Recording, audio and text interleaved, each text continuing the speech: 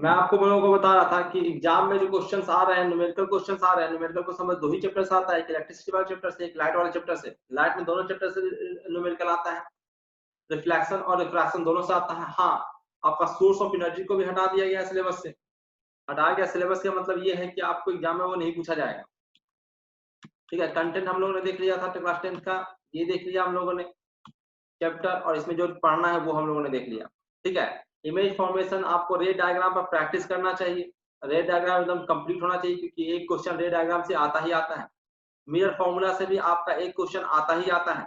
ठीक है, लेंस का भी ढेर सारे रे डायग्राम बनेंगे, लेंस का भी अलग से रे डायग्राम हम लोग पढ़ेंगे, और मिरर का भी रे डायग्राम हम लोग अलग से पढ़ेंगे। Use of convex mirror, convex lens, ये सब आप लोगों को पढ़ना है। ठीक है, मैग्निफिकेशन, ये इतना सारी चीजें आप लोगों को पढ़ना है सिलेबस में। आगे हम लोग बढ़ते हैं लाइट। सबसे पहले अगर लाइट का चैप्टर, तो सबसे पहले हम लाइट के बारे में ही जानते हैं। ठीक है, कि लाइट क्या है। यहाँ से मैं जो बताने वाला हूँ वो इंफॉर्मेशन से ऑब्जेक्टिव क्वेश्चन भी आ सकता है। ठीक है, और अगर नहीं भी, तो हमको अगर एग्जाम में डायरेक्टली नहीं भी आएगा, तब भी आपको ये सब चीजें पता होना चाहिए, ताकि लिखने में काम आए। अगर कुछ लिखते हो तो, या फिर जो आगे हम लोग पढ़ाएंगे उसमें फायदा इससे होता है। तो वो सब चीजें हम एक बार लाइट के बारे में देख लेते हैं। तो लाइट क्या है भाई? तो लाइट को आप डिफाइन कर सकते हैं, light is a natural agent that stimulates site and makes things visual. Light एक ऐसा नेचुरल एजेंट है जिसके कारण हम चीजों को देख पाते हैं, जो चीजों को विजुअल बनाता है, इसकी मदद से हम चीजों को देख पाते हैं। ठीक है, तो एक तो आसान डिफिनेशन है, जिसको ये याद हो जाए कमजोर बच्चों को, तो इससे काम चल जाएगा, नहीं तो आगे भी देख सकते हो। थोड़ा सा और इसको हम इंटरेस्टिंग बनाएंगे डिफिनेशन को। ठीक है, ऐसे चीजें लाएं। जो टॉपर बच्चे हैं उसके लिए डिफिनेशन, नेक्स्ट डिफिनेशन है कि visual light is an electromagnetic radiation. देखो हमने क्या किया है, हमने लाइट का डिफिनेशन एक तो ऊपर वाला जो आप लोगों को बुक वगैरह मिलेगा, उसको थोड़ा सा और उसको हम लोगों ने डाला, उसमें ढेर सारी इन्फॉर्मेशन डाला, टेक्निकल टर्म्स डाले हैं, ताकि अगर हम एग्जाम में लिखें तो टॉपर्स का थोड़ा सा इंप्रेशन बने कि बच्चा यार जानता है कि विजुअल लाइट जो है वो इलेक्ट्रोमैग्नेटिक रेडिएशन है। ठीक है, कुछ wavelength fall within the range to which the human retina responds. ठीक है, तो विजुअल लाइट क्या है? तो विजुअल लाइट एक विद्युत चुंबकीय विकिरण है, इलेक्ट्रोमैग्नेटिक वेव है। ठीक है, जिसका वेवलेंथ उस रेंज में लाई करता है जिसपे हमारा ह्यूमन रेटिना जो है वो रिस्पॉन्ड कर सके, उसको महसूस कर सके, उसको फील कर सके, उसको उसका सिग्नल भेज सके वो माइंड तक, ताकि उसको रीड किया जा सके। तो यहाँ पे हमने दो टर्म्स ऐड किए, इसमें दो टर्म्स हमने ऐड किया। एक हमने ऐड किया इलेक्ट्रोमैग्नेटिक रेडिएशन। ठीक है, यहाँ पे हमने दो टर्म्स ऐड किया, एक है क्या इलेक्ट्रोमैग्नेटिक रेडिएशन, चाहो तो उसको उस वक्त भी अंडरलाइन आप कर सकते हो जब एग्जाम में लिखो आप। दूसरा टर्म्स आपने ऐड किया रेटिना। ठीक है, तो इससे क्या होगा कि एग्जामिनर को लगता है कि बच्चा भाई ये भी जानता है कि भैया विजुअल लाइट जो है इलेक्ट्रोमैग्नेटिक रेडिएशन है, बच्चा ये भी जानता है कि भैया रेटिना होता है आंख में कहीं पे। और ये आप अगर जानते हो, अभी नहीं भी जानते हो, तो अगर आप चैप्टर आगे पढ़ोगे तो आप लोग जान जाओगे। अगर जानते हैं तो एग्जाम में हम उसको क्यों ना लिखें। ठीक है, तो एक ही लाइन में आप चीजों को ऐसे लिखिए ताकि आप थोड़ा सा इंप्रेशन भी जगा सकिए। गौरव, जो भी बच्चे हैं वो अपना वीडियो ऑफ कर लो, जल्दी जल्दी सारे बच्चे अपना वीडियो ऑफ करें। जो भी बच्चे हैं अपना वीडियो ऑफ कीजिए।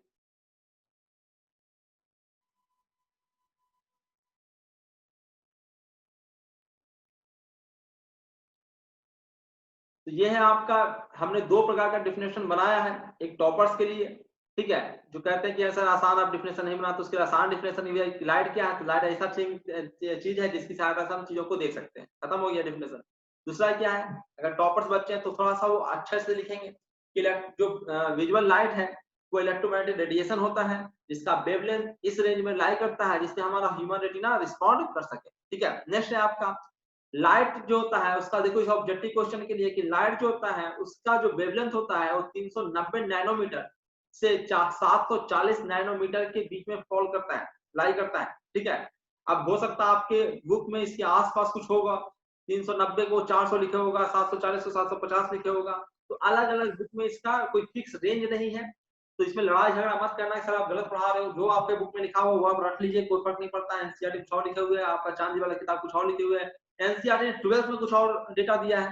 ठीक है, तो इस प्रकार से आप अपने बुक से आप उसको लिख सकते हो। और ऐसे भी क्वेश्चन ही पूछा जाएगा तो रेंज ही पूछेगा, तो उसमें उसे काटना नहीं चाहिए, उसको भी कोई फिक्स रेंज नहीं होता है। ध्यान देने वाली बात है कि 390 नैनोमीटर जो होता है वो वायलेट लाइट का होता है, और 740 नैनोमीटर जो होता है वो रेड लाइट का होता है। इसको याद रखिएगा, ठीक है, क्योंकि ऑब्जेक्टिव क्वेश्चन में पूछा जा सकता है और आपको ये भी पूछा जाता है कि विजुअल लाइट का वेवलेंथ किससे किसके बीच लाई करता है। ये दोनों क्वेश्चन इंपॉर्टेंट है। नेक्स्ट, व्हाइट लाइट जो होता है वो कंसिस्ट ऑफ रफली equal mixture of all visual wavelengths. जानते हैं कि व्हाइट लाइट में 7 कलर होते हैं, ये बचपन से आपने पढ़ते आए हो, और सातों कलर का लगभग इक्वल मिक्सचर होता है जो व्हाइट लाइट होता है। ये भी आपके लिए एक इंफॉर्मेशन है, लगभग इक्वल होता है, इक्वल नहीं रहता है उसमें, लगभग इक्वल रहता है। रफली equal mixture of all visual wavelengths. Next है आपका light consists of light consists of energy quanta called photons। ये भी एक इंफॉर्मेशन है आपके लिए, ये भी आपको पढ़ना नहीं है पर एक इंफॉर्मेशन है कि जो लाइट में होता है, ताकि मैं कभी आप पूछो तो मैं बता सकूं। तो लाइट में जो होता है वो एनर्जी जो होता है वो पैकेट्स के फॉर्म में होता है, ठीक है। एनर्जी जो होता है वो पैकेट्स के फॉर्म में होता है, वो कंटिन्यूअस डिस्ट्रीब्यूशन नहीं होता है, ठीक है। जैसे मैं आपको मार रहा हूं तो एक बार मारा फिर दूसरी बार मारा, कंटिन्यूअसली आपको चोट नहीं लग रहा। जैसे अगर मैं आपको पानी का बौछार करूं आपको पाइप से, आपके शरीर पे मैं पानी का बौछार करूं पाइप से, तो आप पे लगातार चोट लगता रहेगा, ठीक है। तो वहां कंटिन्यूअस फ्लो है एनर्जी का, पर यहाँ पे डिस्क्रीट फॉर्म है फ्लो है एनर्जी का। यहाँ पे पैकेट्स के फॉर्म में एनर्जी आपके पास आता है और आके चला जाता है, ठीक है। तो ये एक डिस्क्रीट फॉर्म में एनर्जी आता है और ये पैकेट होता है एनर्जी का, उसको हम क्वांटा कहते हैं, एनर्जी क्वांटा कहते हैं। उसका बाद में नाम पड़ गया था फोटॉन्स, पहले उसी का नाम था क्वांटा और बाद में उसी का नाम फोटॉन्स पड़ गया, which behave partially like waves and partially like particles. तो लाइट जो होता है, लाइट दोनों की तरह बिहेव करता है, लाइट जो है वो पार्टिकल की तरह भी बिहेव करता है और वेव की जैसा भी बिहेव करता है। जैसे यहाँ पे लिखा है इलेक्ट्रोमैग्नेटिक रेडिएशन, जो कि एक वेव होता है, पर ये लाइट जो है वो पार्टिकल के जैसा भी बिहेव करता है, पार्टिकल वाला सारा नेचर शो करता है। जैसे पार्टिकल अगर आपसे टकराएगा तो आपको चोट लगेगा, उसी प्रकार से लाइट भी आपसे से टकराता है तो आपको चोट लगता है, ठीक है। तो ये भी आप लोग जानिए। नेक्स्ट चलते हैं हम लोग। नेक्स्ट है the velocity of light in vacuum. तो आप जो जानते हो 3 × 10⁸ मीटर पर सेकेंड, ठीक है, वो एग्जैक्ट वेलोसिटी नहीं होता है लाइट का, वो अप्रोक्सीमेट वेलोसिटी होता है। एग्जैक्ट वेलोसिटी उसका ये होता है। तो कभी अगर ऑप्शन में दोनों रहेगा तो ये वाला सही रहेगा, ध्यान रखिएगा। 299,792 किलोमीटर पर सेकेंड, ये होता है वैक्यूम में वेलोसिटी ऑफ लाइट। जानते हो कि अलग अलग मीडियम में लाइट का वेलोसिटी अलग अलग होता है, तो वैक्यूम में उसका मैक्सिमम होता है और मैक्सिमम वेलोसिटी इतना ही है, जो लगभग इसके बराबर होता है, 3 लाख किलोमीटर पर सेकंड के बराबर होता है, ठीक है। यहाँ पे मैंने किलोमीटर पर सेकंड लिखा है, ध्यान रखना है। यहाँ पे मैंने किलोमीटर पर सेकंड लिखा है, अगर तुम मीटर पर सेकंड में अगर लिखते हो तो ये जहाँ पे 5 है वो 5 3 8 हो जाएगा, उसको भी ध्यान रखिएगा। मीटर पर सेकंड वो भी हम आगे लिख ही देंगे। एक और चीज है जो आप बचपन से पढ़ते आए हो कि लाइट जो है वो स्ट्रेट लाइन में ट्रेवल करता है, ठीक है। और ये सबसे वाहियात बात है, क्योंकि लाइट स्ट्रेट लाइन में ट्रेवल नहीं करता है, लाइट कई जगहों पे अपने पाथ को मोड़ता है। जैसे आप रिफ्रैक्शन में ही चले जाओ तो वहां भी में मोड़ता है। तो कुछ लोग इसको कैड करने के लिए बोल देते हैं कि लाइट जो होता है वो सेम मीडियम में, यानी एक ही मीडियम में स्ट्रेट लाइन में ट्रेवल करता है, पर ये भी गलत है। एक ही मीडियम में भी वो स्ट्रेट लाइन में ट्रेवल नहीं करता है, ठीक है। लेकिन फिर भी हम रे ऑप्टिक्स जब तक पढ़ते हैं वहां पे लाइट को हम स्ट्रेट लाइन में ट्रेवल करता हुआ मान लेते हैं। जैसे मैंने यहाँ पर नीचे ही लिखा है नोट करके कि if an opaque object on the path of light becomes very small, light has a tendency to bend around it and not walk in a straight line। अगर लाइट के रास्ते में एक बहुत ही पतला सा, बहुत ही छोटा सा कोई ऑब्जेक्ट आ गया, बहुत ही छोटा, कितना छोटा, बहुत ही छोटा, जो जिसका जिसका साइज यानी जिसका डायमीटर लाइट के वेवलेंथ के ही ऑर्डर का हो, तो ये जो वेवलेंथ ऐसे ऐसे आ रहा है वो जाके इससे टकराएगा, ठीक है, और वो अपने रास्ता को बदल लेगा, ठीक है। और कैसे बदलेगा वो हम लोग बाद में डिस्कस करेंगे, आपको पढ़ना है ह्यूमन आई वाला में हल्का फुल्का, और हायर क्लास में तो पढ़ना है ही है, ठीक है। तो उसके पास टेंडेंसी होता है कि वो अपने रास्ते को बदल ले, जिसको हम लोग कहते हैं डिफ्रैक्शन ऑफ लाइट, ठीक है। इसको कहते हैं डिफ्रैक्शन ऑफ लाइट, इस फिनोमेना कहते हैं। ये आपको पढ़ना नहीं है पर फिर भी मैंने आपको नोट करके बता दिया कि जरूरी नहीं है कि लाइट जो है वो सीधी रेखा में ट्रेवल करे, ठीक है। लाइट अपने पाथ को बदलता है, ठीक है। बदलता है और कई रीजनों से बदलता है। उसमें एक डिफ्रैक्शन ऑफ लाइट भी एक प्रोसेस होता है, एक फिनोमेना होता है लाइट का, जिसमें लाइट अपना पाथ को बदल लेता है छोटे से पार्टिकल से टकरा कर। ठीक है, तो इतने सारी चीजें हम लोगों ने पढ़ा। नेक्स्ट चलते हैं हम लोग रिफ्लेक्शन ऑफ लाइट को शुरू करते हैं। अभी तक हमने लाइट के बारे में पढ़ा था, अब रिफ्लेक्शन ऑफ लाइट को शुरू करते हैं। रिफ्लेक्शन ऑफ लाइट है क्या भाई? तो bouncing back of a light rays after hitting any surface is known as reflection. Reflection क्या है? लाइट का किसी सरफेस से टकराना और टकरा के लौट आना, ये क्या कहलाता है? रिफ्लेक्शन। ठीक है, रिफ्लेक्शन ऑफ लाइट, लाइट का किसी सरफेस से टकराना और टकरा के लौट आना, ये आपका रिफ्लेक्शन ऑफ लाइट कहलाता है।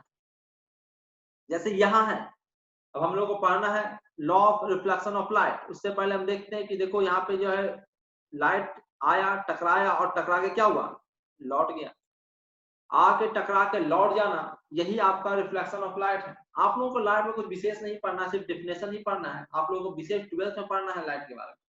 ठीक है, यहाँ सिर्फ हम बेसिक चीजें जानेंगे, नाम जानेंगे, डेफिनेशन जानेंगे, और ये अधिकतर चीजें आप लोगों ने क्लास 8 में पढ़ रखा होगा।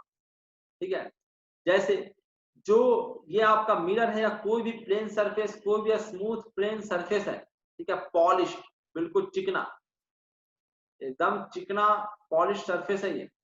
ठीक है, इस पे एक लाइट आया, रहे पॉलिश सरफेस रहे या ना रहे, अगर लाइट आएगा, ठीक है, और किसी सरफेस से टकराएगा, तो जो लाइट रेज आके टकरा रहा है उसको हम इंसिडेंट रे कहते हैं। ठीक है, इंसिडेंट रे क्या होता है? तो वो सारे लाइट जो आगे किसी सरफेस से टकराता है उसे हम इंसिडेंट रे कहते हैं। टकरा के जो लौट जाता है, टकरा के लौट गया, जो टकरा के लौटता है उसको हम रिफ्लेक्टेड रे कहते हैं, रिफ्लेक्ट हो रहा है। ठीक है, और ये जिस बिंदु पे आके पॉइंट ऑफ इंसिडेंट कहते हैं, क्या कहते हैं इसको? आगे हम लोग देखेंगे सारे का डेफिनेशन। पॉइंट ऑफ इंसिडेंट कहते हैं, तो उससे लिख लेना point of incident, point of incident.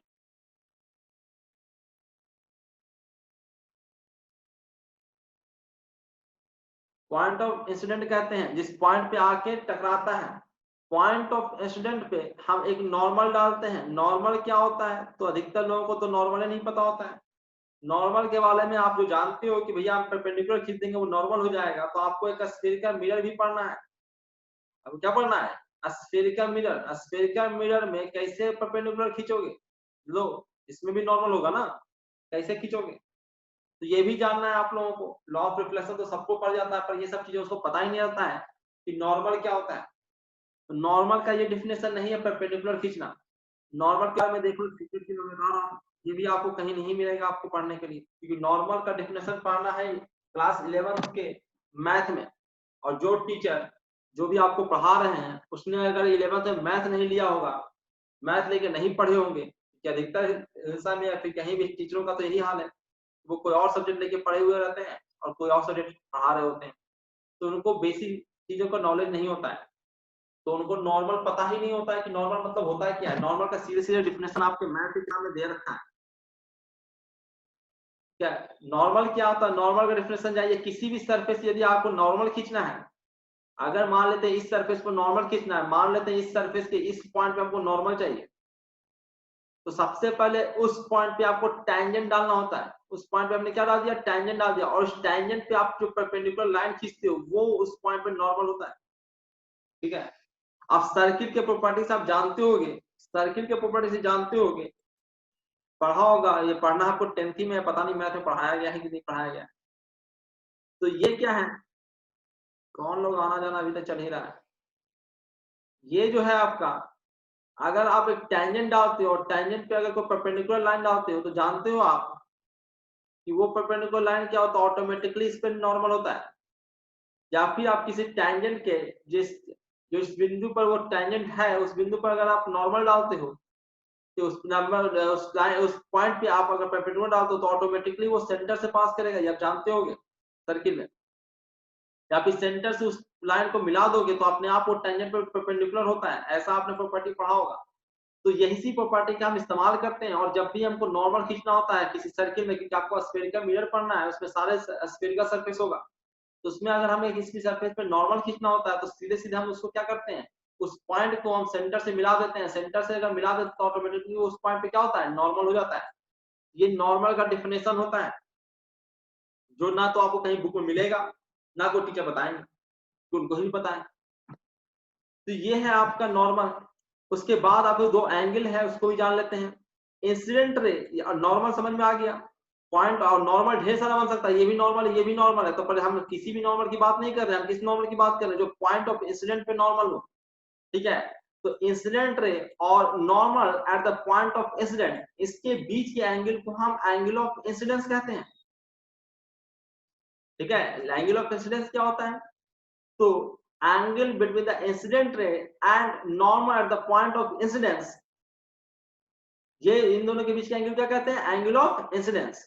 इसी प्रकार से एंगल ऑफ रिफ्लेक्शन है। एंगल ऑफ रिफ्लेक्शन क्या होता है?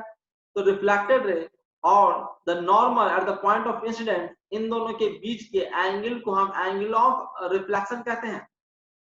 ठीक है, इतना हमें डिफिनेशन क्लियर हो गया। तो हम चलते हैं law of reflection of light पे। Law of reflection of light पे चलते हैं। ये भी आप लोगों ने शायद क्लास 8 में पढ़ा ही होगा। ठीक है, क्या है भाई?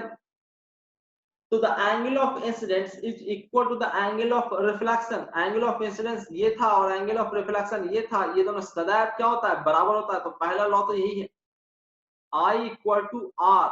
ये है आपका पहला law, angle of incidence is equal to the angle of reflection. ठीक है, नेक्स्ट है आपका, नेक्स्ट जो किसी को पता ही नहीं लगता है और इसको मैं बता भी नहीं सकता हूं आपको। ठीक है, अगर आप मेरे सामने रहते तो मैं आपको बता पाता, लेकिन यहाँ पे फिर से बता पाना मुश्किल है। ये है आपका the incident ray, the normal to the mirror at the point of incidence and the reflected ray all light in the same plane. इसको भी बच्चे रट लेते हैं, एग्जाम में लिख भी देते हैं, पर उनको पता नहीं लगता है कि ये सेम प्लेन का मतलब क्या होता है।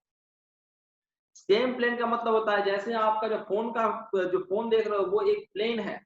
ठीक है, तो वहां पे अगर आपने देखा कि पूरा आपके प्लेन में, आपके फोन में ये पूरा का पूरा चीजें दिख रहा होगा। ठीक है, 3D में ये नहीं है। जैसे आप फोटो देखते 3D तो समझते ही होगे, 3D मूवी भी आ गया है। ठीक है, 3D का मतलब होता है कुछ चीजें आगे, कुछ चीजें पीछे, कुछ हमारी तरफ आता हुआ, कुछ हमारे से दूर जाता हुआ, इस प्रकार की चीजें होनी चाहिए। ठीक है, पर ये जो तीनों रेखाएं हैं इसमें से ऐसे कोई भी नहीं है, तीनों के तीनों एक ही प्लेन में, कोई आगे पीछे नहीं जा रहा है। तो क्या आगे पीछे जाने का मतलब क्या है? तो 3D चीजों को आपको 3D में ही समझना पड़ता है। ठीक है, फोटो देख के मोबाइल में 2D प्लेन में आप 3D चीजों को नहीं समझ सकते। ठीक है, तो इसको कैसे समझना है, इसको मैं समझाने की कोशिश करता हूँ। ये इंसिडेंट रे है।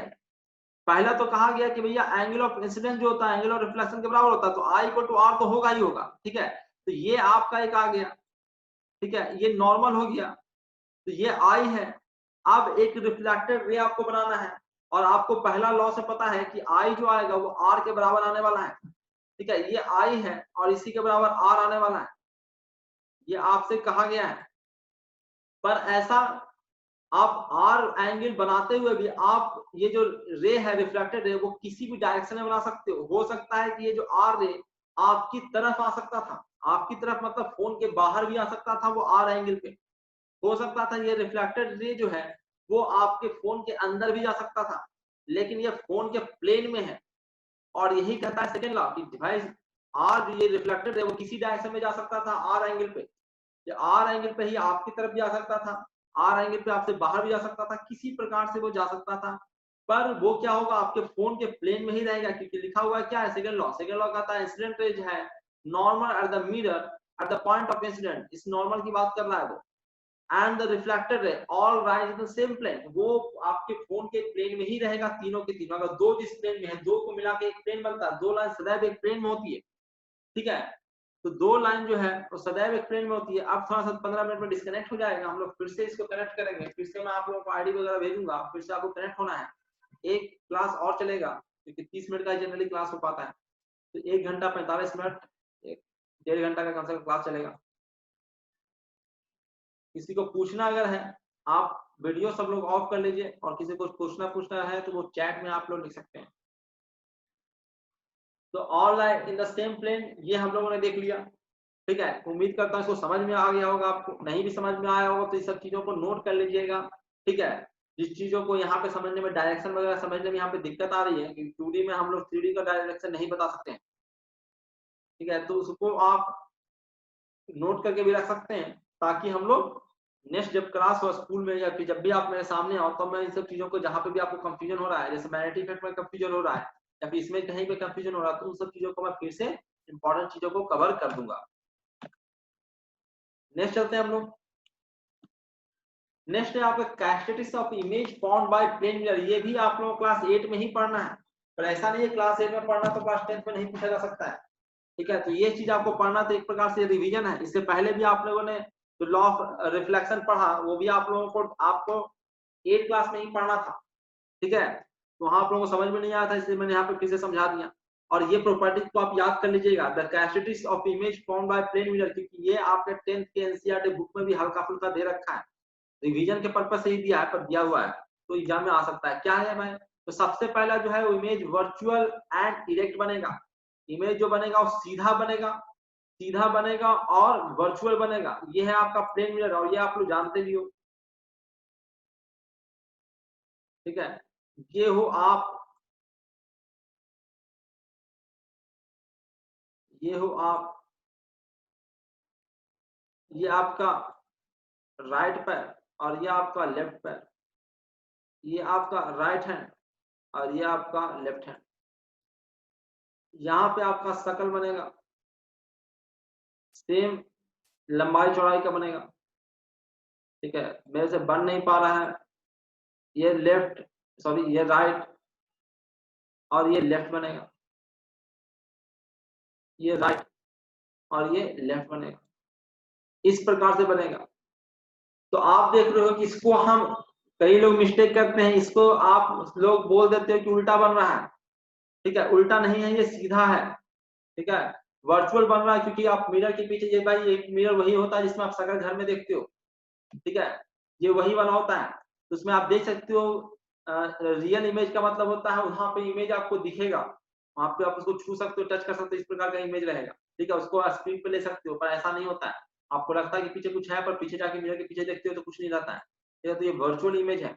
और रेक्ट है, सीधा है। सीधा मतलब होता है माथा, माथा ऊपर है और पैर नीचे है, पैर अभी भी नीचे है, तो ये आपका सीधा इमेज है। ठीक है, तो वर्चुअल है और सीधा है, इसको उल्टा मत कर देना।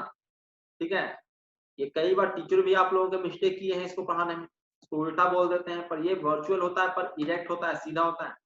नेक्स्ट है आपका साइज ऑफ द इमेज होता है वो equal to that of the object. जो साइज आपके ऑब्जेक्ट का वही साइज होगा इमेज का भी। ठीक है, दोनों का लंबाई चौड़ाई मोटाई सब के सब क्या रहेगा, सेम रहेगा। इस सभी को नोट डाउन करना है, मैं वीडियो डाल दूंगा, उससे आप देख के अपना नोट्स तैयार कर लीजिएगा। नेक्स्ट है the image formed is a far behind the mirror as object is in front of it। जितना पीछे तुम खड़े हो मिरर से, उतना ही पीछे आपका इमेज बनेगा, और पीछे धीरे धीरे दूर जाते रहोगे तो और दूर इमेज भी जाता रहेगा। तो ये डी है, तो ये भी क्या रहेगा, डी ही रहेगा। अगर ये 10 सेंटीमीटर तुम दूर मिरर से खड़े हो, तो आपका जो इमेज बनेगा वो भी मिरर से 10 मीटर पीछे ही बनेगा। ठीक है, तो इमेज जो फॉर्म होता है वो far behind the mirror as the object is in front of it. जितना आप उसके इन फ्रंट से दूर रहोगे, उतना ही आपका इमेज उतना ही पीछे बनेगा। ठीक है, नेक्स्ट चौथा प्रॉपर्टी है the image is lateral inverted. Lateral inverted का मतलब होता है लेफ्ट साइड राइट तरफ दिखेगा, राइट साइड लेफ्ट तरफ दिखेगा। ठीक है, जैसे एल तुमने लिखा है ऐसे, तो मिरर में अगर देखोगे इसको, तो मिरर में एल ऐसा दिखेगा। ये इसी को कहते हैं लैटरल इन्वर्टेड। और ये सब क्वेश्चन हम लोग का खूब आता था कि कौन कौन है जो सेम सेम दिखेगा मिरर में। तो जैसे ए है, ए को आप मिरर में देखोगे तो ए वैसा ही दिखेगा, ओ है ओ वैसा का वैसा ही दिखेगा, एम को देखोगे एम वैसा का वैसा ही दिखेगा। तो ये सब कहा जाता है। ठीक है, ये सब पूछा जाता है कौन है मिरर में जो सेम सेम वैसा का वैसा दिखेगा। पर एल देखो लैटरल इन्वर्टेड होगा तो अलग दिख जाएगा, या पी को अगर देखो तो पी ऐसे लिखोगे तो वो मिरर में ऐसे दिखेगा। इसी को कहते हैं लैटरल इन्वर्टेड होना। ठीक है, ये सब क्लास 8 में बताया गया होगा। ठीक है, तो ये सब आपको पढ़ना था, ये सब क्लास 8 में ही पढ़ना था। इस क्लास में आप लोगों को मेन पढ़ना है स्फेरिकल मिरर के बारे में। ठीक है, स्फेरिकल मिरर, स्फेरिकल मिरर क्या होता है भाई? तो स्फेरिकल मिरर को समझिए, a curved surface of a shining spoon should be considered as a curved mirror. अगर प्रैक्टिकल की बात करें तो आपके घर में स्पून होगा, चम्मच होगा, चम्मच को देखिए वो एक स्फेरिकल मिरर की तरफ काम करता है। ठीक है, उसको आप देखिएगा तो इधर से भी एक मिरर की तरह काम करेगा, उसमें चेहरा दिखेगा, पीछे इस साइड से भी मिरर की तरह काम करेगा और इधर से भी मिरर की तरह काम करेगा। ठीक है, स्पून का कर्व सरफेस ऐसा कुछ कर्व होता है, ठीक है, तो वो एक कर्व सरफेस है, उसको हम कर्व मिरर कह सकते हैं, ठीक है। उसको स्फेरिकल मिरर नहीं कहेंगे क्योंकि वो प्योर स्फेरिकल नहीं होता उसका सरफेस, इसलिए उसको हम कर्व मिरर कहते हैं। तो कोई भी कर्व मिरर, कुछ भी आपका कर्वेचर अगर बना हुआ है और शाइनिंग सरफेस है तो उसको हम कर्व मिरर कह सकते हैं, उसको स्फेरिकल मिरर कहना उचित नहीं होगा। लेकिन अगर स्फेरिकल मिरर की हम बात करें तो स्फेरिकल मिरर किसे कहेंगे, तो spherical mirror are the mirror their reflective surfaces are the part of surface of a sphere. तो स्फेरिकल मिरर ऐसे मिरर होते हैं, स्फेरिकल मिरर एक ऐसा मिरर होता है जिसके जो शाइनिंग सरफेस है वो किसी स्फीयर का पार्ट होता है, ठीक है, वो यानी कि उसका सरफेस स्फेरिकल होगा, सीधे सीधे समझो। जैसे प्लेन सरफेस, जो प्लेन मिरर में क्या था, उसका रिफ्लेक्टिव सरफेस था वो प्लेन था, और स्फेरिकल मिरर में क्या होगा, उसका जो शाइनिंग सरफेस होगा वो स्फेरिकल होगा। तो कोई बड़ा चीज है नहीं, ठीक है। स्फेरिकल मिरर दो तरीके का होता है, एक होता है कॉनकेव मिरर्स और दूसरा होता है कॉन्वेक्स मिरर। दो प्रकार का होता है स्फेरिकल मिरर, एक होता है कॉनकेव और दूसरा होता है कॉन्वेक्स मिरर होता है। अब क्या है ये कॉन्वेक्स और कॉनकेव, इसको भी समझ लेते हैं जरा। कॉनकेव मिरर देखिए, spherical mirror which reflective surface is curved inward face toward the centre of a sphere is called concave mirror, ठीक है।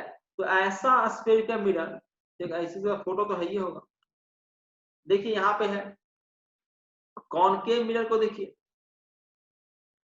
कॉनकेव मिरर में क्या होता है भाई, तो ऐसा स्फेरिकल मिरर कुछ रिफ्लेक्ट, सबसे पहले स्फेरिकल मिरर होना चाहिए, यानी कि उसका जो जो शाइनिंग सरफेस है वो स्फेरिकल होना चाहिए, ठीक है, तो स्फीयर का पार्ट होना चाहिए। और उसके बाद है सरफेस इज कर्व्ड इनवर्ड, उसका जो कर्वेचर है, जो शाइनिंग सरफेस है वो क्या होना चाहिए भाई, तो इस डायरेक्शन में होना चाहिए, इनवर्ड होना चाहिए, अंदर की तरफ शाइनिंग सरफेस धंसा हुआ होना चाहिए, ठीक है, toward the centre of the sphere, या फिर कहो कि शाइनिंग सरफेस जो होगा उसका सेंटर इधर ही सेंटर होगा ना इसका, तो सेंटर की तरफ उसका शाइनिंग सरफेस अगर रहेगा तो उसको हम कहेंगे कॉनकेव मिरर। और अगर शाइनिंग सरफेस की अगर हम बात करें, अरे दोनों तो कॉनकेव ही है, कॉन्वेक्स थोड़ा ना, गलत है ये बना हुआ, ये गलत बना हुआ है, पता नहीं कौन बेवकूफ बनाया, दोनों कॉनकेव मिरर ही है, दोनों कॉनकेव मिरर ही यहाँ पे बना हुआ है।